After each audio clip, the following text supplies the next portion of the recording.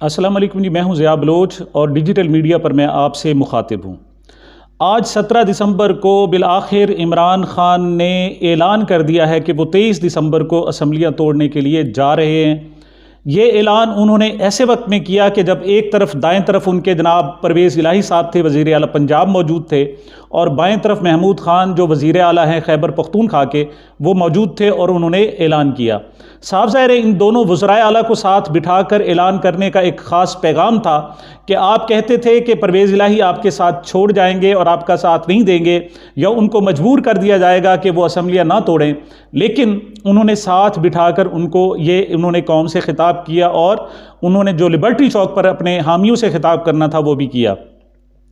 मैं परवेज़ इलाही पर बाद में गुफ्तगू करूँगा कि उनकी मोहब्बत पीटीआई के साथ किस कदर है या नहीं है, लेकिन मैं आज के इस खिताब को और 6 दिन को इस तरह से देखूँगा कि इमरान खान ने वो सारा सियासी के वज़न और सियासी इम्तिहान जो उनके कंधे पर डाल दिया गया था और जिसे कहा जा रहा था, फैसल वोडा साहब भी कह रहे थे कि उनको बंद गली में धकेल दिया गया है और अब उनके पास कोई चारा नहीं है, वापसी का रास्ता नहीं है, और अगर वो असम्बलियाँ तोड़ते हैं तो फिर भी वो तनकीद का निशाना बनते हैं, और अगर असम्बलियाँ नहीं तोड़ते तो फिर भी उनकी सियासी साख जो है वो दांव पर लगती है। ये सारी सूरत हाल थी और मैं कहूँगा कि उन्होंने एक ऐसी उम्दा तरीन सियासी चाल चली है कि ये सारा का सारा जो वज़न था वो हुकूमत की कोर्ट में डाल दिया और एस्टेब्लिशमेंट को डाल दिया है।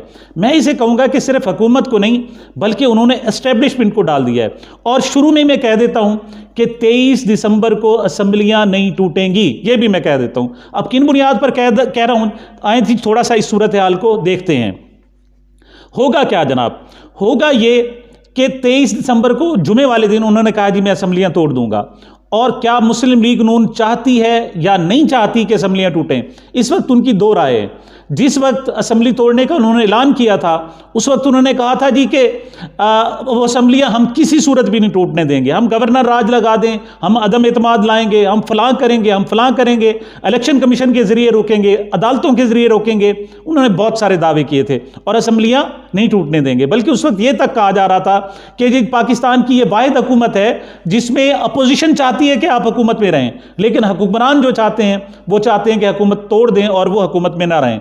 यह भी ये हकीकत पे कि पाकिस्तान की तारीख रही है, कभी भी किसी ने पंजाब असम्बली नहीं तोड़ी। ये वाहिद इमरान खान होगा जो इस साइड पर जा रहा है। अब वो जा रहा है, किस तरह जा रहा है? उस पर दोनों तरफ से तनकीद की जा रही थी। जब वो कहता था कि मैं असम्बलियों को तोड़ूंगा तो कहते थे देखो जी कैसे जमहूरियत दुश्मन है ये शख्स, कैसे जनाब ये निज़ाम को चलने नहीं दे रहा, ये सिस्टम का मुखालिफ है। और जब वो नहीं तोड़ता था तो कहते थे देखो जी कैसा बुज़दिल शख्स है, इसके पास हौसला नहीं है। अब जब वो करे तो वो बेवकूफ़ है और जनाब जब करे तो बुज़दिल है, जब वो कुछ काम करे तो अहमक है, जनाब वो ज़्यादती कर रहा है, डिक्टेटर है, पता नहीं क्या क्या कहा जाता था। इस किस्म की सूरत हाल थी। अब इमरान खान साहब ने ये सारा का सारा जैसे एक उम्दा तरीन सियासी चाल चलते हुए ये सारा बोझ पीडीएम की हुकूमत और इस्टेब्लिशमेंट की हुकूमत के सामने उन्होंने डाल दिया। कैसे? मैं कहता हूँ कि आज जो उनका सियासी मुखातिब थे वो हुकूमत से ज़्यादा और पब्लिक से ज़्यादा मैं समझता हूँ एस्टेब्लिशमेंट थी। उन्होंने अपनी खिताब का जो ज़्यादातर जो वक्त है वो जनरल बाजवा पर लगाया है और उन्होंने कौम के सामने जिसे कहते हैं खोल के रख दिया है। उसने कहा जी कि असल जो हुक्मरान होते हैं वो पॉलिटिकल हुक्मरान तो होते ही नहीं हैं, वो तो सियासी लोगों का तो सिर्फ नाम होता है। दर हकीकत ये जो ताकतवर जगह पर बैठे होते हैं वो हुक्मरान होते हैं। और इस वक्त भी हकीकत है, सारे लोग यही कह रहे हैं कि नई इस्टेब्लिशमेंट, नई क़यादत इस्टेब्लिशमेंट की जो चाहेगी वैसे होगा। तो मैं समझता हूँ कि ये डायरेक्ट खिताब उनका उनसे था और उनको एक ख़ास पैगाम दिया था। क्यों वो ऊंची आवाज़ में ज़्यादा बात नहीं कर सकते? क्यों इस वजह से नहीं बात कर सकते कि पैमरा उनके लिए आ जाता है, वो जनाब उन पर पाबंदियां लगाई जाने लगती हैं, तो बड़ा एहतियात के साथ उसे चलना पड़ता है। तो नई इस्टेब्लिशमेंट को उन्होंने पैगाम दिया है कि मैं जनरल बाजवा के देखें किस तरह खुलकर मुखालफत में आ गया हूँ। और अगर आप भी उनके नक्शे कदम पर चले तो याद रखिएगा जो आज मैं जनरल बाजवा के बारे में कह रहा हूँ, अब मैं ज़्यादा तजर्बाकार हूँ, अब कौम की ज़्यादा मुझे हिमायत हासिल है, तो मैं आपके ख़िलाफ़ भी ऐसे कह सकता हूँ। तो सबसे बड़ी बात तो यह है कि जो पैगाम उन्होंने आज दिया है वो सबसे ज़्यादा दिया है जनाब नई इस्टेब्लिशमेंट की, नई क़यादत को दिया है। दूसरी बात जो हम अपने पॉइंट्स पर जल्दी जल्दी आते हैं कि 23 मैंने कहा जी 23 दिसंबर को असम्बलियाँ नहीं टूटेंगी। अब ये डिपेंड करता है मुस्लिम लीग नून पर और पीडीएम पर कि वो हुकूमत तोड़ना चाहती है, असम्बलियाँ तोड़वाना चाहती है या नहीं तोड़वाना चाहती। कैसे जनाब? अगर वो 23 तक आकर अदम एतमाद जमा करा देते हैं, तहरीक अदम एतमाद वो जमा करा देते हैं, तो 23 को असम्बली नहीं टूटेगी। तो अब ये फैसले का इख्तियार जो है वो इस वक्त इमरान खान के पास नहीं रहा, उसने मुस्लिम लीग नून को या पीडीएम को दे दिया है। वो चाहते हैं कि आप असम्बलियाँ तोड़वाना चाहते हैं तो आप अदम एतमाद ना लाएं, लेकिन अगर नहीं लाएंगे तो मैं जुमे को तोड़ दूंगा और इत्माम हुज्जत हो जाएगा। मतलब उसके बाद जो लोग, कोई भी शख्स ये नहीं कह सकेगा कि ये असम्बली इमरान खान ने तोड़ी हैं, वो कहेंगे कि ये तोड़वाई हैं, पीडीएम ने तोड़वाई हैं। और पीडीएम वाले जो और नून लीग वाले जो स्पेशली कहते हैं जी आज तोड़ी क्यों नहीं। भाई आज उसने तोड़ने का ऐलान नहीं किया था, उसने ऐलान किया था कि मैं उस डेट का ऐलान करूंगा कि जिस तारीख को असम्बलियां तोड़नी है। तो ये मैं समझता हूं कि एक बेहतरीन चाल थी कि अगर आप असम्बलियां तोड़वाना चाहते हैं तो अदम एतमाद ना लाएं, लेकिन अगर आप चाहते हैं कि असम्बलियां जनाब ना टूटें तो आप ले आए, अदम एतमाद ले आए। फिर साफ करें, फिर क्या होगा? फिर भी जनाब मैं सारा का सारा प्रेशर किस पर होगा? हुकूमत पर डाल दिया है। उसका देखें, वो खुद कहता है कि मैंने जनाब मुझे कोई शौक नहीं है असम्बलियाँ तोड़ने का, बल्कि उसने लफ्ज़ बार बार कहा कि मैं तो 2 हुकूमतों की कुर्बानियाँ दे रहा हूँ, कुर्बान कर रहा हूँ मैं अपनी सियासत। ये कहते हैं ना जी कि हमने अपनी सियासत को रियासत पर कुर्बान कर दिया। वो वाहिद शख्स है जो सिर्फ नए इलेक्शन के चक्कर में अपनी 2 हुकूमतों को कुर्बान कर रहा है। वो कहते हैं जी नया इलेक्शन कराएं, और उस इलेक्शन की वजह भी बता रहा है। वो बता रहा है कि इस इलेक्शन मेरी वजह नहीं है, मैं नहीं चाहता कि फौरन इलेक्शन हो, लेकिन इस वक्त कौम का तकाजा है, इस वक्त मुल्क का तकाजा है, इस वक्त मुईशत का तकाजा है कि जनाब नए इलेक्शन होने चाहिए, वरना आप कौम को डबो रहे हो। और दूसरी वजह जो एस्टेब्लिशमेंट को कहा है कि इस वजह से भी इलेक्शन होने चाहिए कि आप उन्हें लॉन्ड्री में डालकर धुलवा रहे हैं, आप एक एक करके मुकदमात खत्म करवा रहे हैं, आप नैब का कानून आपने खत्म करवा दिया और बहुत कुछ कर दिया। जरूरी है कि इसको रिवर्स करना होगा। वो सबसे ज्यादा उन्होंने उसको जनाब अहमियत दी। दूसरी बात, एक बात और मैं कहूंगा कि इमरान खान जो है वो बहादुर आदमी, बहुत बहुत बहुत बहादुर आदमी है। मतलब मिसाल के तौर पर उसे डराया जा रहा है। उसने खुद भी कहा कि जनाब आपकी हुकूमतें ख़त्म होंगी तो क्या होगा, आपको जेल में डाल दिया जाएगा, आप पर तशद्दुद किया जाएगा, आपके पास जाए पनाह नहीं रहेगी, आपके पास जनाब जो अयाशी हो रही है वो नहीं आएगी। तो ऐसे डराया जा रहा था, लेकिन उसने कहा नहीं मैं डरने वाला नहीं हूँ। बाकी बहुत उसने कहा जी मुझ पर क्या छोटे मोटे इल्ज़ाम लगाते हैं। और उसके बाद बीबी मरियम औरंगज़ेब साहब ने भी आके क्या बचकाना किस्म की बातें की हैं, जनाब वो हार ले गया, फलां ले गया, फलां ले गया।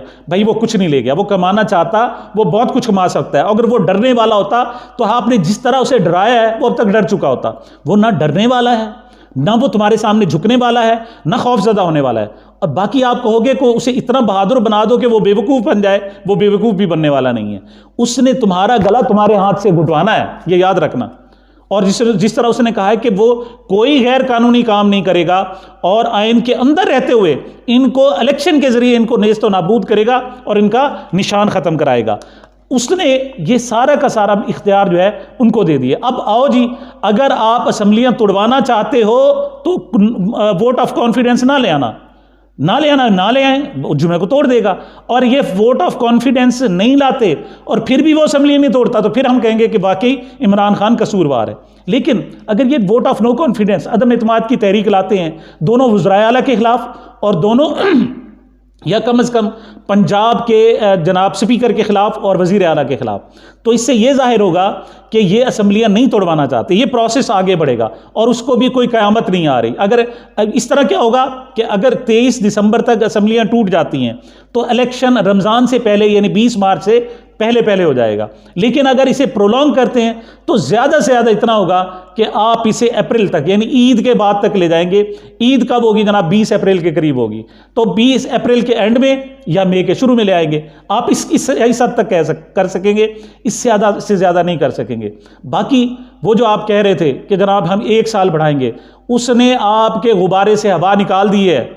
अब आप में कम से कम ये जुर्रत ही नहीं है कि आप इसे 2023 से 2024 पर ले जाओ ना। और एस्टेब्लिशमेंट पर इतना प्रेशर डाल दिया है और इलेक्शन कमीशन पर भी इतना प्रेशर डाल दिया है, और मैं समझता हूं कि उन्होंने अदलिया को भी बता दिया कि यह अब मुमकिन नहीं है। तो मैं इस सारी सूरत हाल को कहूँगा कि इमरान खान साहब ने बहुत ही अहम तरीन सियासी चाल चली है।